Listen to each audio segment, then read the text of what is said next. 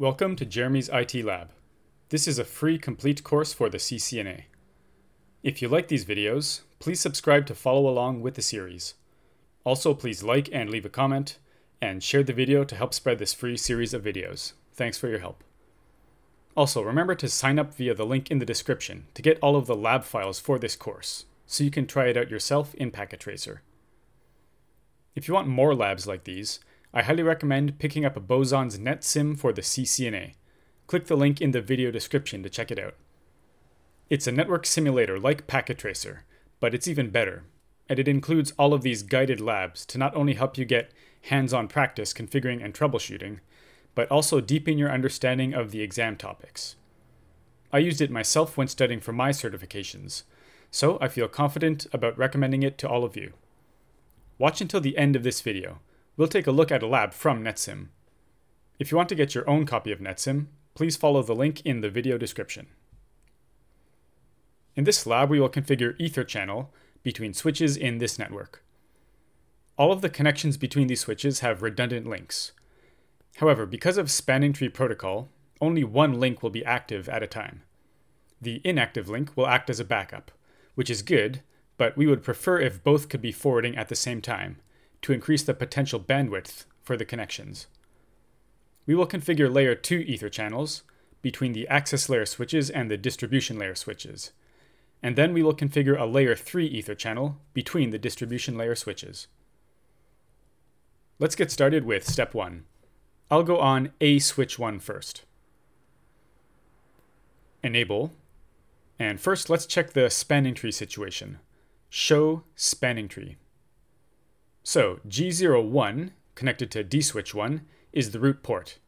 However, G02 is an alternate port. It won't forward or receive any frames, so it's just acting as a backup. If we configure this connection with D switch 1 as an ether channel, we shouldn't see these two interfaces here. They will be replaced with the port channel interface, which should be the new root port, and will forward traffic using both physical interfaces. So let's do that. Enter global config mode, conf t. Let's configure both interfaces together. Interface range G01 to 2. To configure EtherChannel, use the channel group command. Channel group 1, mode. Now, which options do we have? Step 1 instructs us to use LACP, so we can use active or passive modes. If we use passive mode, we have to ensure that D switch 1 side is in active mode, or the ether channel won't form. But let's just go with active on both sides. Active. Okay, we're also instructed to configure it as a trunk. To do so, let's configure the port channel interface that was created. Interface P01. Switch port mode trunk. Okay, so because D switch 1's port channel isn't configured yet, we won't see this trunk in show interfaces trunk. But let's just check the running config to confirm. Do show run. So you can see that the port channel 1 interface was created. And if we scroll down to G01 and G02, you can see that the switch port mode trunk command we applied to the port channel was also applied to them. Let's also check the status of the ether channel. You'll see one of the status flags I didn't show in the lecture video. Do show ether channel summary. So the port channel interface itself is SD, meaning layer 2 and down. Now look at the member ports. They have the flag I. What does that mean? It means standalone. So they are configured to be part of an ether channel, but because of some problem they are acting as standalone, individual ports. Why is that? It's because we haven't configured D switch 1 yet. So next up, let's configure D switch 1 side. Enable, conf t. The configuration will be the same as on A switch 1. Interface range G103 to 4. Channel group 1 mode active. Passive would work here as well, since A switch 1 side is configured as active. Now let's configure the port channel as a trunk. Interface P01. Switch port mode trunk. As you can see, this model of switch supports both ISL and .1Q trunk encapsulations, so we have to set the encapsulation first. Switch port trunk encapsulation .1Q. Switch port mode trunk. Okay, now the EtherChannel should be up. Let's check. Do show EtherChannel summary. The port channel interface has the flags SU, meaning layer 2 and in use. These are the flags we want to see. For the member ports, the flag is P, meaning bundled in the port channel. This is also what we want to see. Let's check the trunk interfaces. Do show interface trunk. Okay, port channel 1 properly became a trunk. Before configuring the next EtherChannel, I'll go back to A-switch 1 to see if the output of show spanning tree is different. Do show spanning tree. As I said, we no longer see G01 and G02 in the output, just port channel 1, which is the root port. F01 and 2 are designated because they are connected to end hosts. Next up is the EtherChannel between A-switch 2 and D-switch 2. The configurations will be almost identical to the ones we just did, except instead of active mode, we'll use desirable, which is the PAgP equivalent. Remember, PAgP has desirable and auto modes, whereas LACP has active and passive. So I'll quickly run through the configurations, first on A-switch 2.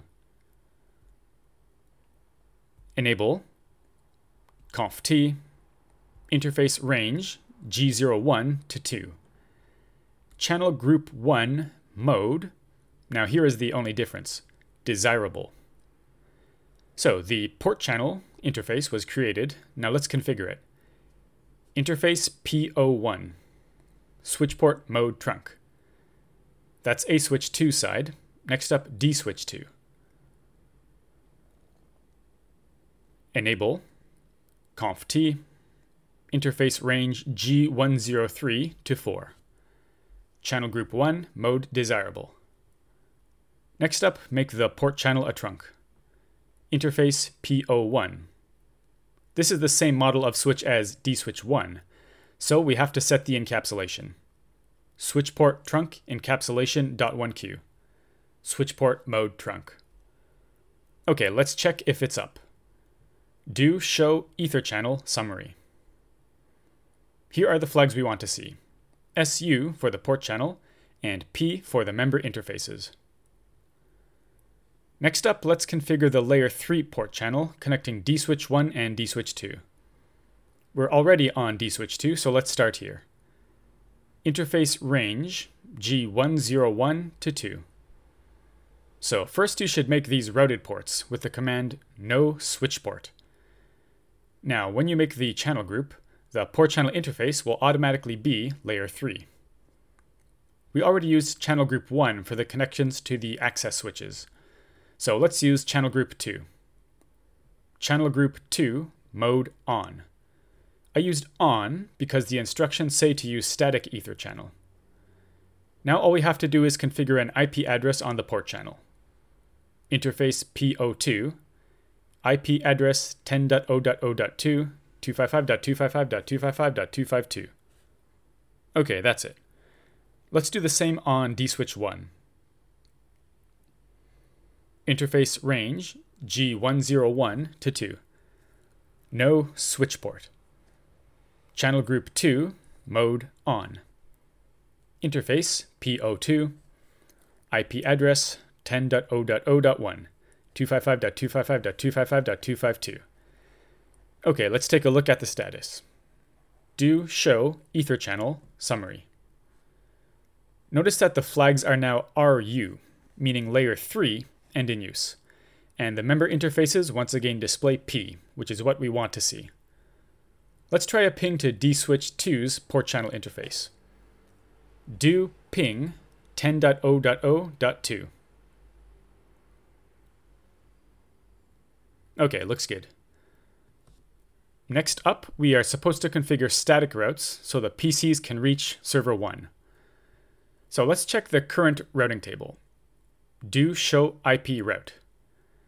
There is no routing table. Why is that? Well, for a multi-layer switch to build a routing table, we need to enable IP routing. dswitch 1 was able to ping dswitch 2 because it's directly connected. But if we don't enable IP routing, even if we configure static routes, the switches still won't build a routing table. So let's enable IP routing and configure the route here on dswitch 1. Exit IP routing. Now let's check the table. Do show IP route. So these routes we already have for the VLAN 1 SVI, which I pre-configured, and the port channel 2 interface we just configured. Let's configure a static route to server 1's subnet. IP route 172.16.2.0, 255.255.255.0, and the next hop is 10.0.0.2. Let's check. Do show IP route. Okay, it was added to the table. Next, I'll do the same on dswitch 2. Exit IP routing. And I'll configure a route to the PC's subnet. IP route 172.16.1.0, 255.255.255.0, and the next hop is 10.0.0.1. Let's check the table. Do show IP route. Okay, looks like we have all of the routes we need. So let's try a ping from PC1 to server 1. PC1's default gateway is the SVI on dswitch 1. And then dswitch 1 will route it over its layer 3 port channel to dswitch 2, which will forward it to server 1. So let's try the ping. Ping 172.16.2.1. So I've said this a few times before, but when you first ping, you'll probably have a few timeouts. This is because the ARP process needs to complete. But after that, they should all go through, like this. Okay, next up we are asked to check the default EtherChannel load balancing method used on each switch. The access switches are the same model, and the distribution switches are both the same model too. So I'll just check A switch 1 and D switch 1. A switch 1 first. To check the load balancing method, use this command. Do show EtherChannel load balance.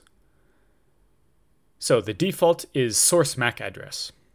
All frames from the same source MAC address will always use the same member interface of the EtherChannel. While we're on A switch 1, I'll do step 6 as well, which is to set this to source and destination IP address. Exit. Okay, the show command uses EtherChannel, but to configure the load balancing method, we use this command. Port channel, load balance, source destination IP. Let's check again. Do show EtherChannel load balance. Okay, it has been changed. I'll go on A switch 2 and do the same now.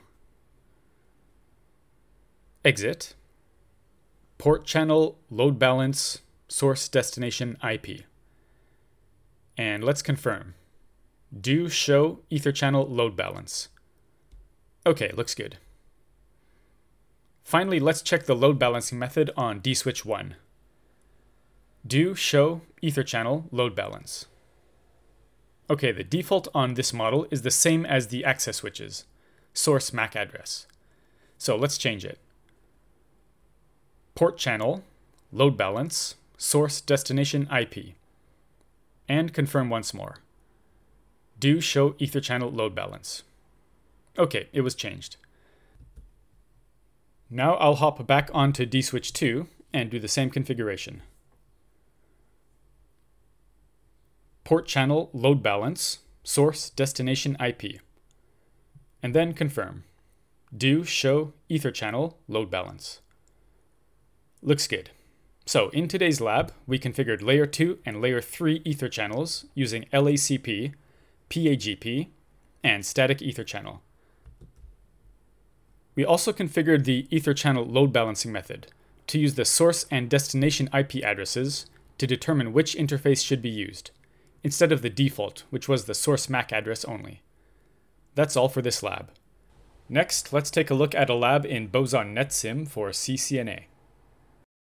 Okay, for today's Boson NetSim lab preview, we're doing this lab, Layer 2 EtherChannel. There are 3 labs about EtherChannel in NetSim for CCNA. This one here, EtherChannel Negotiation Protocols, LACP, Layer 2 EtherChannel, and Layer 3 EtherChannel. Let's do Layer 2 EtherChannel. Click on Lab Instructions, and this is the diagram. So you can see there are many opportunities to use EtherChannel in this network. All of these switches have redundant links connecting them. These are the commands you need to know. You do know all of these commands already, except this one here, show CDP neighbors. I'll show you that in a minute. And here are the tasks. There are 3 main tasks. Task 1, plan EtherChannel configurations with 10 steps. Task 2, review initial configurations with 12 steps. And then task 3, verify configurations. So for this preview, we'll just do task 1.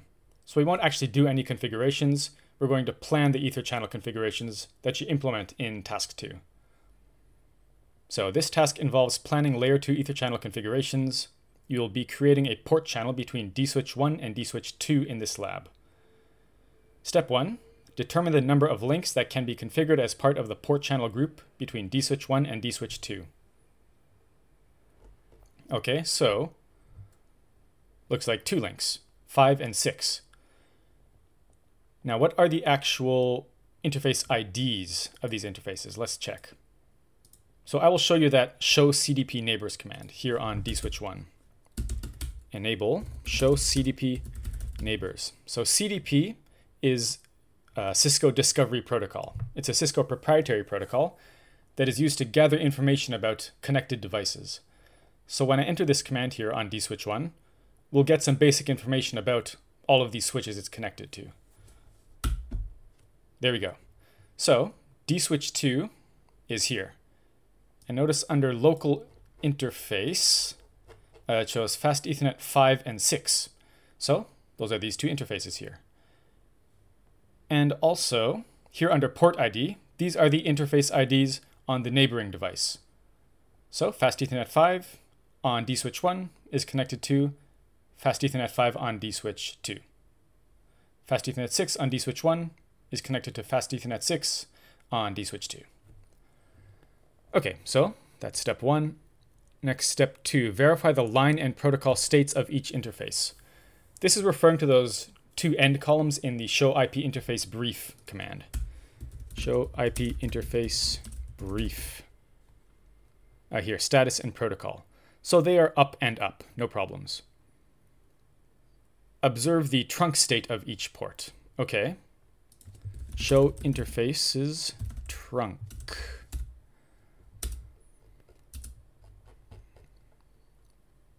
So fast Ethernet 5 and 6 are both desirable. They are using ISL. Interesting, not .1Q, but they are trunking.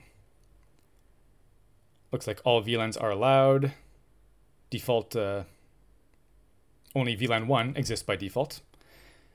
And yeah, looks generally default, except that ISL encapsulation.